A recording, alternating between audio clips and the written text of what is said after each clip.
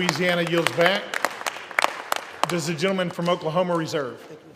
I do, Mr. Speaker. The gentleman reserves. The gentlelady from Connecticut is recognized. I remind the majority leader that a 60-year-old couple earning $82,800 per year, annual premiums will rise by over $17,000, a 255% increase. It now gives me great pleasure to yield 3 minutes to the gentleman from Georgia, the distinguished ranking member of the Agricultural and Rural Development Subcommittee, Mr. Bishop. The gentleman from Georgia is recognized for 3 minutes.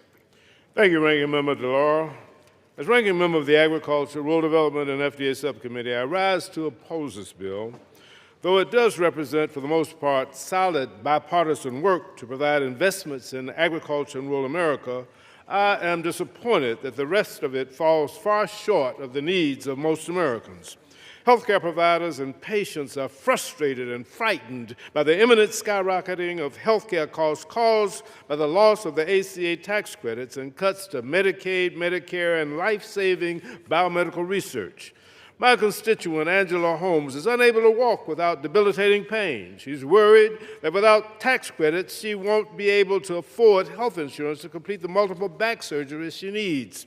For many Georgians, health care is a matter of life and death.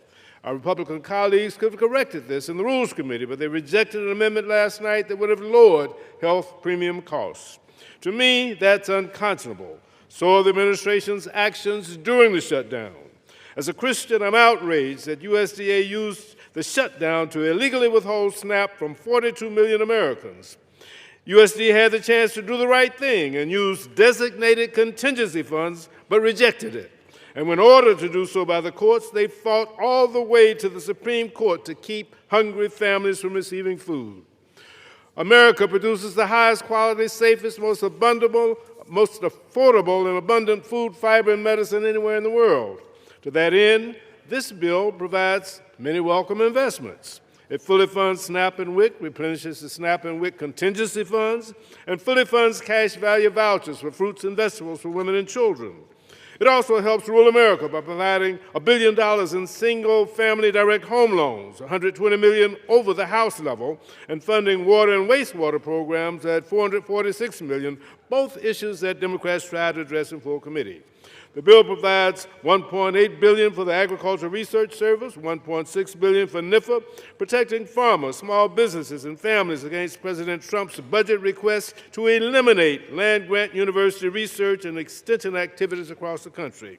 I'm pleased to see that the bill language requires USDA to notify Congress before canceling grants over $1 million. The agricultural portion of this bill does make positive steps in the right direction.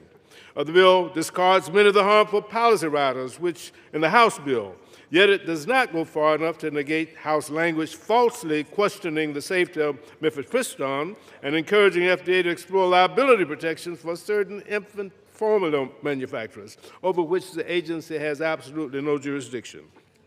And while the overall funding package may reopen the government for a month or two, this bill does not address the breach of trust this administration has demonstrated since January. They fail to follow the law, and we cannot trust that they will even execute this bill if we vote on it today. The gentleman's time has expired. They have 15 seconds. 15 seconds. The gentleman is recognized for an additional 15 seconds. They fail to follow the law, and we can't trust that they'll execute the law. They cut SNAP by 20% in the big ugly bill this summer, dismantling funded federal programs, fired federal workers, and illegally ignored court orders.